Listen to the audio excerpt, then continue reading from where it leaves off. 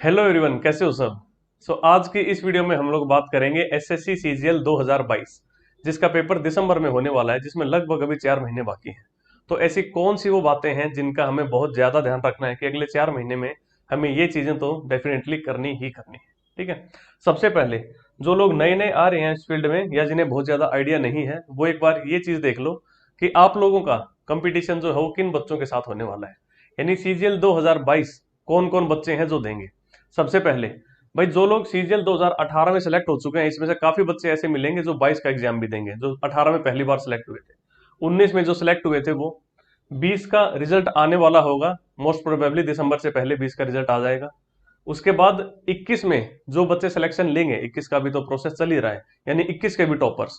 तो आप ये मान के चलो पिछले 4 साल के टॉपर्स, वो लोग जो कि हर बार मतलब अच्छा स्कोर लेके आ रहे हैं, मतलब इनमें भी कई ऐसे होंगे जो 18 वाले 19 में भी सिलेक्ट हो गए, कुछ 19 वाले ऐसे होंगे जो 20 में फिर से सिलेक्ट हो जाएंगे, इस तरीके से।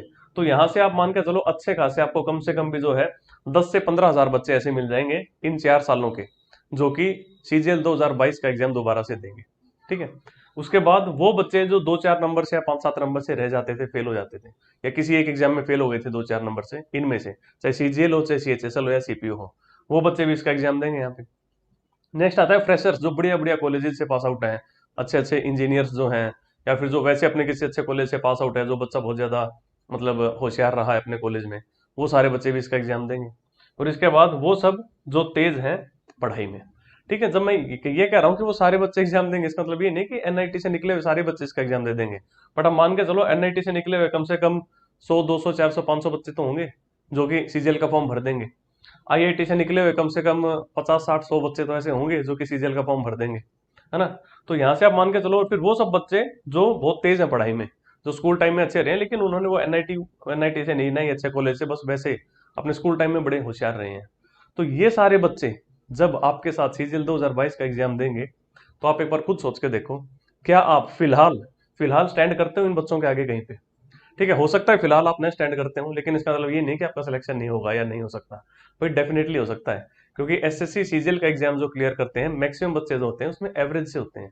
वो एवरेज बच्चे जो बहुत ज्यादा पढ़ाई कर लेते हैं, बहुत ज्यादा मेहनत कर लेते हैं कंसिस्टेंसी के साथ, वो बच्चे जो है सिलेक्शन ले जाते हैं। ठीक है। तो आप मान के चलो, अगर मैं कहूँ सीजीएल 2022 में अपन बेस्ट केस मान ले कि भाई 15,000 वैकेंसीज हैं। ठीक है, मान लेते हैं कि बेस्ट केस 15,000 वैकेंसीज आएंगी, ऐसा मान के चलते हैं। तो आपको क्या लग रहा है भाई, ये लोग इन्हीं में से कितने सारे बच्चे होंगे जो यहाँ पे सिलेक्शन ले जाएंगे। ठीक है। तो मतलब फिर भी मैं कह रहा हूँ, घबराने वाली बात नहीं है, मतलब मैं डिमोटिवेट नहीं कर रहा हूँ आप लोगों को। मैं अब भी कह रहा हूँ कि एसएससी सीजीएल का एग्जाम क्लियर करना बड़ा आसान होता है। मतलब बड़े बड़े ऐसे धुरंधर होते हैं जो कि मतलब होशियार थे, लेकिन इसका पेपर क्लियर नहीं कर पाते। एक एवरेज बच्चा कंसिस्टेंसी से लगातार रह के इसका एग्जाम क्लियर कर जाता है। ठीक है ना। और ये बच्चे, इनमें से काफी बच्चे ऐसे होंगे जो सिलेक्ट नहीं होंगे। आपको क्या लग रहा है भाई, जो एनआईटी से पास आउट जितने भी बंदे सीजीएल का फॉर्म भरेंगे, क्या वो सारे के सारे सिलेक्ट हो जाएंगे? भाई नहीं होंगे। कई बंदे ओवर कॉन्फिडेंस में मार खा जाएंगे, कुछ वैसे लास्ट मोमेंट तक छोड़ देंगे तैयारी को, या कुछ वैसे मतलब प्रैक्टिस नहीं कर रखी होगी तो वैसे गलतियां कराएंगे। ठीक है। ऐसे ही वो जो 2-4 नंबर से रह गए थे, क्या लगता है इस बार उनका सबका हो जाएगा? नहीं। हो सकता है इस बार जो पिछले बार 2-4 नंबर से रह गया था, वो इस बार 10-12 नंबर से रह जाए, या ये भी हो सकता है वो इस बार 10-12 नंबर ऊपर ले आए कट ऑफ से। ठीक है। तो घबराने की बात नहीं है। इसके बावजूद ये चीजें अपनी जगह हैं, लेकिन इसका एग्जाम क्लियर करना फिर भी आसान चीज है। कैसे करना है उसके ऊपर चलो अपन भी बात करते हैं। भाई सबसे पहले आपको बताएं, सीजीएल, सीएचएसएल, सीपीओ और एमटीएस, ये 4 मेन एग्जाम्स हैं जो कि एसएससी करवाती है। ठीक है। मेन, इसके अलावा भी काफी सारे एग्जाम्स हैं। अब मुझे पता है कि भाई टीसीएस जो है अपना, टीसीएस को जो ठेका मिला था इसका एग्जाम कंडक्ट करवाने का, एसएससी के एग्जाम्स कंडक्ट करवाने का, वो मिला था 2018 में। 18 के मेंस के पेपर जो है टीसीएस ने करवाए थे। सीजीएल की मैं बात करूं तो 2018, 19, 20, 21 और 2022। ठीक है। 2022 जो भी चल रही है, जिसमें कि 2021 के पेपर हुए हैं अभी तक मैक्सिमम। तो ये पिछले 5 साल के पेपर आपको सारे के सारे जितने भी टीसीएस ने अभी तक कंडक्ट करवाए हैं, इनमें से डेफिनेटली निकलना है, जिसमें से आपका सीजीएल का और सीपीओ का ये तो हो गई ग्रेजुएशन बेस्ड पेपर आपके। सीएचएसएल हो गया 12वीं बेस्ड और एमटीएस हो गया 10वीं बेस्ड। इसके बावजूद भी कई बार सीएचएसएल और एमटीएस में इतने बढ़िया सवाल आ जाते हैं जो कि सीजीएल के लेवल से भी अच्छे सवाल थे। ठीक है। तो स्टिल आपको जो है सीजीएल और सीपीओ ये तो डेफिनेटली करने हैं, जो भी सीजीएल के जितने पेपर हुए हैं 18, 19, 20, 21, 22 में, और सीपीओ के। ठीक है। और ये पेपर आपको कहाँ मिल जाएंगे? ये सारे पेपर्स आपको बुक्स भी मिल जाएंगी इनके, ऑफलाइन भी, और आपको ये सारे पेपर मॉक टेस्ट के फॉर्म में भी मिल जाएंगे, ऑनलाइन भी। ठीक है। ऑनलाइन मॉक्स सबको पता है कहाँ मिलते हैं, ये मिलते हैं टेक्स्ट बुक के अंदर। टेक्स्ट बुक के अंदर आपको पुराने जितने पेपर हैं एसएससी के वो सारे के सारे मॉक टेस्ट के फॉर्म में मिल जाएंगे। ऑनलाइन आप जो है वहाँ पे मॉक टेस्ट लगा सकते हो। ठीक है, 1 ईयर का पास ले लो, अगले 1 साल तक अनलिमिटेड जितने मर्जी मॉक्स दे सकते हो। यहाँ पे भाई कोड लगाओगे BHAI, भाई कोड लगाने से आप लोगों को मैक्सिमम डिस्काउंट मिल जाएगा, और कोई ऑफर चल रहा होगा तो वो भी मिल जाएगा। ठीक है, बढ़िया मॉक्स है, कोई दिक्कत नहीं आती। काफी ऑलरेडी जो है लाखों बच्चे यहाँ पे ऑलरेडी रजिस्टर्ड है। तो मतलब इतने सारे बच्चे जब मॉक टेस्ट इसका दे रहे हैं तो आपको पता चलता है इतने बच्चों में आपकी रैंक कहाँ पे आ रही है। ठीक है, ये तो हो गई कि भाई आपको ऑनलाइन चीजें कहाँ से मिल जाएंगी। बट अगर आप लोगों को इसका ऑफलाइन कंटेंट चाहिए तो ऑफलाइन भी काफी सारी बुक्स हैं जो मार्केट के अंदर है। 2018, 19, 20, 21, 22, जैसे कि एक किरण पब्लिकेशन की बुक है, उसमें सीजीएल और सीपीओ के सारे पेपर 18 से 22 तक के। ठीक है, मैं आपको दिखाता हूँ। जैसे मैथ्स की बुक है, ठीक है, इसमें टीसीएस पीवाईक्यूज हैं, टीसीएस के सारे प्रीवियस ईयर क्वेश्चंस 2022 तक के, जिसमें टीयर 1 और टीयर 2 सारे आएंगे। एसएससी सीजीएल इसमें लिखा है ग्रेजुएशन लेवल के, जिसमें कि सीपीओ के पेपर्स भी हैं। तो इसमें है 105 सेट। अब 105 सेट मिल गए आपको यहाँ पे मैथ्स के। और ऐसे ही इसकी इंग्लिश की बुक आती है, इंग्लिश में 107 सेट है। डिटो यही चीज है सारे के सारा, वो मैथ्स के थे, इसके अंदर इंग्लिश का कंपाइलेशन है। तो यहाँ पे आपको इंग्लिश के मिल गए 107 सेट, जिसके अंदर आपको सीपीओ सीजीएल के प्रीलिम्स और मेंस के दोनों पेपर मिल गए। ऐसे ही फिर आती है इनकी रीजनिंग की भी बुक है, और ऐसे ही इनकी जीके की भी बुक है, जनरल अवेयरनेस की। ठीक है, तो इसमें 99 सेट्स हैं। इनमें कम क्यों है? क्योंकि रीजनिंग और जीके जो है वो मेंस में नहीं आती। ठीक है, तो वहां पे मेंस में भी आती हैं ये चीजें, तो इसलिए इंग्लिश और मैथ्स के अंदर ज्यादा सेट्स हैं आपके। अब देखो कि भाई अप्रोच किस तरीके से करनी है आपको। अब ये मान के चलो मैथ्स के जो है 105 सेट है और इंग्लिश के 107 है, 2 एक्स्ट्रा क्यों हो गए? एक तो जो इंग्लिश का पेपर मतलब री एग्जाम हो गया था, तो उस वजह से मेंस में कई बार ऐसा हुआ है, तो इस वजह से 2 सेट एक्स्ट्रा है इंग्लिश के। तो लगभग मैं कह सकता हूँ 105 जो सेट है इनमें से काफी मेंस के भी हैं और मैक्सिमम जो है प्रीलिम्स के भी हैं। प्रीलिम्स के ज्यादा पेपर आते हैं टीयर 1 के, तो लगभग जो है 3000 क्वेश्चन होंगे मैथ्स के अंदर, और ऐसे ही इंग्लिश के भी लगभग 3000 क्वेश्चन होंगे इस बुक की अगर मैं फिलहाल बात करूं तो। ठीक है, तो बताओ 3000 क्वेश्चंस मैथ के और 3000 क्वेश्चंस इंग्लिश के। ठीक है, बहुत आसान है भाई, कोई बड़ी बात नहीं है करना। तो इनमें से आप लोगों को डेफिनेटली निकलना है। और इसी तरीके से आगे जो है रीजनिंग और जीके, इनके भी लगभग जो है 99 सेट्स हैं, तो लगभग 2500 के आसपास रीजनिंग के और 2500 के जीके के आपको यहाँ पे क्वेश्चंस मिल जाएंगे। ठीक है, तो 3-3 हजार इंग्लिश और मैथ्स के और 2,500 इनके। इनमें से आपको मस्ट निकलना है, डेफिनेटली निकलना है। और अगर किसी को ये लग रहा है कि भैया कंटेंट बहुत ज्यादा है, भाई इन किताबों को मैं पकड़ के बैठा रहा हूँ, ये नहीं होता भाई आपने कोई किताब ले ली, जैसे मैंने मैथ्स की ले ली, अब मैं बस लगा हुआ हूँ इसी को करे जा रहा हूँ करे जा रहा हूँ करे जा रहा हूँ, नहीं। बस किताब उठाई पूरी चाटो और साइड में रख दो इसको। चाटने का मतलब है कि मतलब दिमाग के अंदर आपने इसको पूरी अपनी घुसा ली। किस तरीके से करोगे चीजें अगर मुश्किल लग रहा है तो देख लो भाई, मैथ्स में 3000 क्वेश्चन है। ठीक है, अगर आप डेली 4 से 5 घंटे इस बुक को देते हो या मैथ्स को देते हो, तो 4-5 घंटे में आप 150 क्वेश्चंस के बड़े आसानी से 150 सवालों को अटेम्प्ट करके थोड़ा बहुत रिवीजन करके आराम से 150 सवालों में से निकल सकते हो। अब 3000 के सवाल रोज अगर आप 150 सवाल कर लोगे तो 20 दिन में आपकी मैथ्स कंप्लीट हो जाएगी।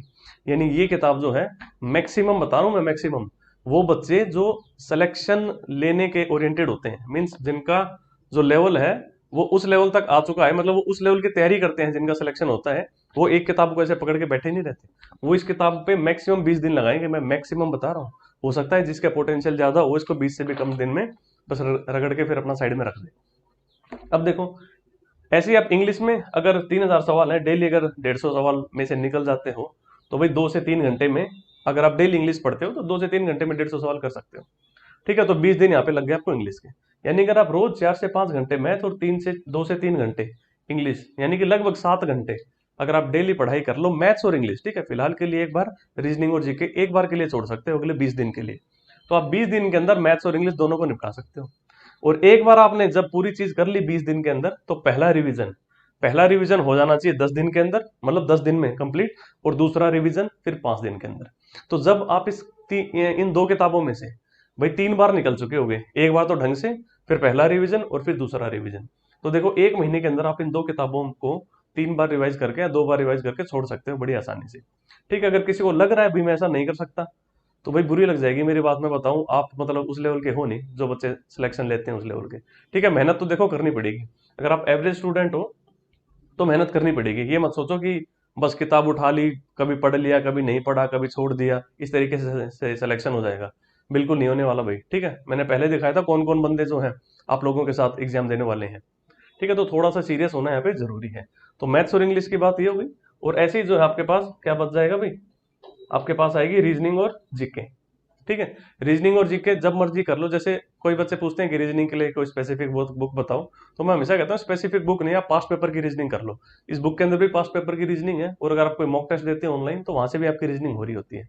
सो रीजनिंग के लिए पास्ट पेपर सफिशियंट है। जीके के भी जब आप 2500 सवाल कर रहे हो पुराने, तो इसमें से आपको आइडिया लग जाएगा कि टीसीएस किस तरीके से, मतलब किस जोन में जो है सवालों को पूछ रही है। तो एक बात बताऊं, अब यहां से अगर मैं आपसे ये कहूं कि भाई मैथ के आप 105 सेट कर लिए, इन 105 में क्या आ गए, 18, 19, 20, 21, 22 के प्रीलिम्स के पेपर और मेंस के पेपर, सीजीएल के और सीपीओ के। ठीक है, इन 105 में क्या नहीं है, सीएचएसएल और एमटीएस नहीं है भाई। अगर आप लोगों में पोटेंशियल है, आप इनको फटाफट करके और भी 20 दिन से कम में इसको निपटा के साइड में रख सकते हो, तो सीएचएसएल और एमटीएस वाले पेपर भी कर लेना। ये तो बेयर मिनिमम है जो मैं बता रहा हूँ, इतना तो करना ही करना पड़ेगा। अगर ये सोच रहे हो इतना कर दिया फिर टाइम बच गया और उस टाइम में मैं सो जाऊं, तो भाई ऐसे नहीं। जब भी टाइम बच रहा है उसमें भी अपने को फिर पढ़ाई करनी है। अब 105 सेट है जब मैथ के, तो बताओ, और जब इन 105 सेटों को आप लगा लोगे ना, तो आपको खुद पता चलेगा यार एसएससी कितनी चीजें रिपीट मार रही है। आपने पहला सेट लगाया, दूसरा लगाया, तीसरा लगाया, चौथा लगाओगे तो आप देखोगे यार वही सब आ रहा है जो पहले दूसरे तीसरे में आया था। मतलब पांचवा सेट लगाओगे तो देखोगे यार दूसरे और तीसरे वाली चीजें फिर से आ रही है पांचवे में। छठा सेट लगाओगे तो फिर लगेगा यार वही चीजें फिर से आ रही हैं। तो इतनी ज्यादा चीजें रिपीट हो रही होंगी, जब आप 105 सेट लगा चुके होगे तो आपको मतलब नब्ज पकड़ में आ जाएगी एसएससी की, कि एसएससी पूछ क्या रहा है भाई मुझसे। तो खुद सोचो, जब आप 2022 का प्रीलिम्स का पेपर दोगे और 105 सेट आप उससे पहले लगा चुके होगे, तो 106वां सेट जब आपको एक्चुअल पेपर आपका मिलेगा सीजीएल 2022 का प्रीलिम्स का, तो कितनी चीजें ऐसी होंगी जो आपको पहले से अमल आप देख के कह दोगे यार ये सब चीजें तो उन 105 सेटों के अंदर आई थी। तो अब मान के चलो, अब आपको जो 25 सवाल मिलेंगे मैथ्स के आपके प्रीलिम्स में, सीजीएल 2022 के टीयर 1 में जो 25 सवाल मिलेंगे मैथ के, ये 25 सवाल क्या आपको लगता है इन 3000 में से कहीं बाहर से कुछ आ जाएगा? भाई बहुत ज्यादा चांसेस है, 99% चांसेस है कि इन्हीं 3000 सवालों का जो जिस्ट है, या इन्हीं 3000 सवालों के जो कॉन्सेप्ट है, उन्हीं में से कोई ना कोई ये जो है ये 25 सवाल उठे होंगे। ठीक है, और ऐसे ही मैं कह सकता हूँ इंग्लिश का। इंग्लिश में भी आपको पैटर्न पता चल जाएगा भाई किस तरीके से जो है मतलब चीजें पूछी जा रही हैं। जब आप 107 सेट लगा चुके हो इंग्लिश के, तो जब 108वां सेट जब आपको मिलेगा अपने मेन पेपर में, तो भाई आप मतलब सोचो क्या लेवल हो चुका होगा यार आपका। मतलब आप 20 दिन के अंदर अगर आप ये काम कर सकते हो मेरे भाई, अगर 20 दिन में ये काम कर सकते हो, आपने 105 सेट में से आप निकल गए मैथ के, 3000 सवाल डेली 150, कितने हो गए भाई 20 दिन, ऐसे 107 सेट आपके इंग्लिश के। तो 20 दिन के बाद देखना आपके अंदर कॉन्फिडेंस कितना तगड़ा होगा, किस लेवल पे मगर आप उस टाइम पे आप होगे। और इसका पेपर होने में अभी भी 100 से ज्यादा दिन बाकी हैं, मैंने तो आपको सिर्फ 20 दिन का काम दिया है। ठीक है, और आप खुद देखो, अगर आपको 20 दिन से ज्यादा लग रहे हैं इसको करने में तो लगा लो भाई, क्योंकि है फिलहाल आपके पास टाइम। ठीक है, लेकिन ये बात मान के चलना, जो बच्चे सिलेक्शन ओरिएंटेड होते हैं वो इसको 20 दिन में निपटा के चाट के साइड में रख देंगे आराम से। और 20 दिन से कम में कर सकते हो तो और भी बढ़िया है। क्योंकि अगर किसी को ये लग रहा हो कि भाई मैं डेली जो है मैथ्स के 150 सवाल नहीं कर सकता, तो उनको बता दूं भाई, मेंस के अंदर जब आप मेंस का पेपर दोगे टीयर 2 का मैथ का, वहां पे आपको 2 घंटे में 100 सवाल करने होंगे, और वहां पे मिक्स आएंगे, जंबल आएंगे। यहाँ पे तो क्या है, जब आप एक तरीके से एक अपने टीयर 1 का एक पेपर लगाया मॉर्निंग शिफ्ट, फिर आफ्टरनून लगाया, फिर इवनिंग लगाया, तो तीनों शिफ्टों में आप देखोगे सेम चीजें आ रही हैं, बस वैल्यू बदल दी, चीजें वही आ रही हैं। तो वो चीजें फिर फटाफट होंगी। ठीक है, रेदर देन जब आप मेंस का पेपर देते हो, जब वहां पे आप मान लो 90-95 सवाल अटेम्प्ट कर पाओगे, तो एकदम से मतलब रेंडमली कुछ भी आ जाएगा। यहाँ पे आपको क्या है, हर 25 सवालों के बाद सवाल फिर रिपीट हो रहे हैं, हर 25 के बाद वही पैटर्न भी फिर से आए जा रहा है। ठीक है, तो भाई 4 से 5 घंटे में दे रहा हूँ आपको 150 सवाल के लिए, तो ये बहुत ज्यादा है। इसमें आप आराम से जो है मतलब जो सवाल आपसे नहीं हुआ उस पर आराम से गोला लगा दिया, कुछ हिंट मिल गया वो हिंट लिख दिया, कहीं पे नोट्स बनाने पड़ गए तो नोट्स बना लिए, वो सारी चीजें यहाँ पे आप कर सकते हो। और ऐसे इंग्लिश के अंदर जब भी 3000 सवालों में से आप निकल रहे हो, तो जो सवाल याद नहीं हुआ पहली बार में, या लगा भाई मैं इसको भूल सकता हूँ, या लगा भाई ये तो इंपॉर्टेंट है ये मुझे आता नहीं था, उसके ऊपर गोला लगा लो। ठीक है, किताब होने का यही तो फायदा होता है, साथ में एक पेन रखो या हाईलाइटर रखो, हाईलाइट कर लो भाई सवाल को। फिर जब आप रिवीजन करोगे तो उन चीजों पे आपको ज्यादा जोर देना होगा जो आपने फर्स्ट गो में जब आपने पढ़ी थी तो उसके ऊपर हाईलाइट करके रखा हुआ था। और मेरे भाई पढ़ना तो पड़ेगा, बिना पढ़े बिल्कुल नहीं होगा, मैं बताऊं इसमें आपका सिलेक्शन बिल्कुल भी नहीं होगा। मैं उन लोगों को कह रहा हूं जो मतलब एवरेज है बिल्कुल ही। ठीक है, अगर आप ऐसे एनआईटी आईआईटी से पास आउट हो तो फिर भाई कोई बात नहीं, आप ऑलरेडी इतना पढ़ चुके हो सारी जिंदगी कि इसके लिए आपको 1-1.5 महीने की तैयारी बहुत है। ठीक है, लेकिन अगर आप एक एवरेज से बच्चे हो जो मेहनत करने पे ही चीजें सीख पाता है, तो भाई मेहनत करनी पड़ेगी। मतलब बहुत दुख होगा मेरे भाई जब देखोगे कि आपसे भी कम लेवल के बच्चे जो हैं वो सेलेक्ट हो जाएंगे। फिर आपको लगेगा यार वो तो यार मेरे आगे कुछ भी नहीं था, उस बंदे ने मेहनत की सिलेक्शन ले गया, मैं मेहनत करता भाई मेरा हो जाता। फिर पता चले आप सीजीएल 2023 की ट्रेन का इंतजार कर रहे हो, पता नहीं भाई तब क्या वैकेंसीज आएंगी, आएंगी कि नहीं आएंगी, कि कब आएंगी, कि कौन कराएगा, कि अटक जाएगा कि नहीं अटकेगा, कि क्या होगा। मतलब 4 महीने यार, मैं कह रहा हूँ गोल्डन अपॉर्चुनिटी है, फोड़ सकते हो इस एग्जाम को भयंकर तरीके से। ठीक है, ये चीजें करके तो देखो एक बार। 150 ना, इसके 105 सेट और इसके 107 सेट जो है आपके, एक बार इनको लगा के तो देखो। अगर उसके बाद नहीं, अगर इंप्रूवमेंट हो, नहीं लगेगी भाई चीजें बन सकती है, नहीं अंदर से फीलिंग आएगी भाई आपका सिलेक्शन हो सकता है, तो छोड़ देना तैयारी भाई, नहीं होगा फिर। ठीक है, मतलब इतनी तैयारी करने के बाद डेली 8-7 घंटे अगर आप इन चीजों को दे रहे हो, उसके बाद जब कुछ टाइम बच रहा है तो आपको रीजनिंग और जीके भी निपटा लेनी है साथ साथ में। ठीक है, डेली अगर 8-7 घंटे दे रहे हो आप, इतना कंटेंट कर रहे हो, रिवाइज कर रहे हो चीजों को, उसके बाद भी अगर आप में इंप्रूवमेंट नहीं लगे, आपको लगे अंदर से आवाज नहीं आई कि मैं इंप्रूव कर रहा हूं, या लगे कि भी मैं नहीं कर पाऊंगा, तो छोड़ देना भाई इसकी तैयारी। ठीक है, लेकिन एक बार कोशिश तो करके देख लो। और मैं लिख के देने को तैयार हूँ, लिटरली मैं लिख के देने को तैयार हूँ। जितने भी लोग इस वीडियो को देख रहे होंगे, इनमें से 99% ये बच्चे, ये लोग ये काम नहीं करेंगे। ठीक है, बट कोई फर्क नहीं पड़ता मेरे भाई। 99% बच्चे हर साल सेलेक्ट होते भी नहीं एसएससी सीजीएल के एग्जाम के अंदर। आपको पता है सिलेक्शन रेशियो कितना कम है। तो जो बच्चा सीरियस होगा, जिसको बहुत ज्यादा नीड है जॉब की, और जिसमें बहुत ज्यादा पोटेंशियल है, जो बहुत ज्यादा मेहनत कर सकता है, सब कुछ त्याग और समर्पण की भावना जिसके अंदर है, वो बच्चा इसको कर लेगा तो भाई हो जाएगा चीज। ठीक है, तो वो बच्चे जब आप लास्ट में देखोगे सीजीएल 2022 का जब फाइनल रिजल्ट आएगा आज से 1.5-2 साल के बाद, तब जो आप बड़ी सी लिस्ट देखोगे ना, और उस लिस्ट में अगर आपका नाम नहीं हुआ तो बड़ी तकलीफ होगी। ठीक है, फिर आपको लगेगा काश मैंने सेट लगा लिए होते सारे के सारे। मतलब ये तो मैं कह रहा हूँ सिर्फ आपके सीजीएल और सीपीओ के हैं, इसके बाद एमटीएस और सीएचएसएल के मिल जाए तो उनको भी लगा लेना। ठीक है, 20-22 दिन का ही काम दिया है मैंने आपको मैथ्स और इंग्लिश का। इसके बाद जो आपका जीके और रीजनिंग बच गई, वो भी आप ऐसे 20-22 दिन में निपटा सकते हो, और उसके लिए आपको इतना नहीं पढ़ना। जीके आप 4-5 घंटे नहीं पढ़ोगे, रीजनिंग कभी भी 2-3 घंटे नहीं पढ़ोगे। रीजनिंग आप ज्यादा से ज्यादा पढ़ सकते हो 1 घंटा मैक्सिमम, बता रहा हूँ, क्योंकि रीजनिंग दिमाग चूस लेती है भाई आपका पूरा। रीजनिंग आप 1 घंटा लगातार पढ़ोगे, आपको ब्रेक चाहिए ही चाहिए। मैथ्स में लेकिन आप बैठे रह सकते हो 4-5 घंटे। कब 4-5 घंटे निकल जाएंगे आपको पता भी नहीं चलेगा। हल्का सा म्यूजिक लगा लिया बीच में, बस 5-7 मिनट सुन लिया, फिर बंद कर दिया, फिर पढ़ लिया, फिर सुन लिया, फिर बंद कर दिया। ऐसे 4-5 घंटे कब निकल जाएंगे पता ही नहीं चलेगा। लेकिन जीके नहीं पढ़ सकते भी आप 4-5 घंटे, अपन तो नहीं पढ़ सकते। ठीक है, यूपीएससी वाले बच्चे अलग होते हैं, उनका लेवल हाई है, वो पढ़ लेते हैं जीके, इतनी अपने औकात नहीं है ऐसी। ऐसी बात कर रहा हूँ मैं इंग्लिश की। इंग्लिश में अगर आप एक बार डूब गए तो 2-3 घंटे में के बाद ही निकलोगे। लेकिन जीके और रीजनिंग ऐसे हैं, आप उनमें डूबोगे फिर निकलोगे, फिर डूबोगे फिर निकलोगे। ठीक है, ज्यादा देर डूब नहीं सकते आप उसमें। ठीक है, मैथ्स बड़ी प्यारी चीज है भाई, प्यार कर लो मैथ्स से, मैथ्स आपके नैया पार लगा देगी। यही काम है इंग्लिश के साथ। और जो बच्चे हिंदी मीडियम से पढ़े हुए हैं, जिन्हें लग रहा है भाई इंग्लिश नहीं किया जा सकता, तो मैं बताऊं भाई, हर साल इतने बच्चे ऐसे होते हैं जो कि हिंदी मीडियम से पढ़े हुए होते हैं, लेकिन इंग्लिश के अंदर बढ़िया स्कोर कर जाते हैं। क्योंकि एक बार जब आप इतने सेट लगा लोगे ना इंग्लिश के, तो आपको इंग्लिश की नब्ज पकड़ में आ जाएगी। मतलब ये चीजें ऐसी हैं जो आपको खुद ही करनी पड़ेंगी। जैसे होता है ना भाई, खुद ही मरने से स्वर्ग मिलता है। तो अगर आपको एसएससी की नब्ज पकड़नी है, तो मैं आपको ऐसे करके नहीं पकड़ा सकता कि लो भैया इसकी नब्ज है पकड़ लो। वो आपको तभी पकड़ में आएगी जब आप ऐसे 60-70-80-100-150 मॉक टेस्ट लगा लोगे, और आपको मतलब मॉक टेस्ट मतलब पुराने पेपर अगर आपने सारे के सारे देख लिए, तो तभी आपको पता चलेगा हाँ मेरे को इसकी नब्ज पकड़ में आ गई है। ठीक है, तो भाई थोड़ा सा सीरियस हो जाओ, अगले 4-5 महीने त्याग दो भाई सब कुछ। ठीक है, अगर 4-5 महीने में अगर किसी का कोई बर्थडे वर्डे आ रहा है, अगर लग रहा है ज्यादा टाइम खराब हो रहा है, कोई शादी वादी आ रही है, मतलब बहुत ज्यादा टाइम मत दो इन चीजों में। सिर्फ ब्रेक पढ़ाई से तभी लो जब आपको लगे भाई अब मेरा सेचुरेशन आ गया है। ठीक है, 8-7-10-12 घंटे जितना हो सके डेली पढ़ो, अगले 4 महीने तक करो। सिलेक्शन हो जाता है, हर साल हो रहा है, ऐसे ऐसों का हो रहा है जिनको देख के लगता था यार इनका कैसा हो गया। तो फिर कहीं आपको ऐसा नहीं लगे कि यार मेरा तो हो ही सकता था अगर इसका हो गया तो, लेकिन पता चले उसका हो गया और आपका नहीं हुआ। ठीक है, क्योंकि वो बंदा कर गया चुपके से तैयारी। ठीक है, तो चलो यार, मैं तो बस यही कहने आया था कि हो सकती हैं चीजें। जो करने वाले बच्चे हैं वो इसको करेंगे, जिनको लगता है भाई नहीं हो सकती वो भाई नहीं करेंगे। ठीक है, तो चलो लंबी हो गई शायद काफी वीडियो, इस वीडियो में इतना ही रखते हैं। भाई जो भी बच्चे इस एग्जाम की तैयारी कर रहे हैं, इन सब बच्चों को मेरी तरफ से बेस्ट ऑफ लक।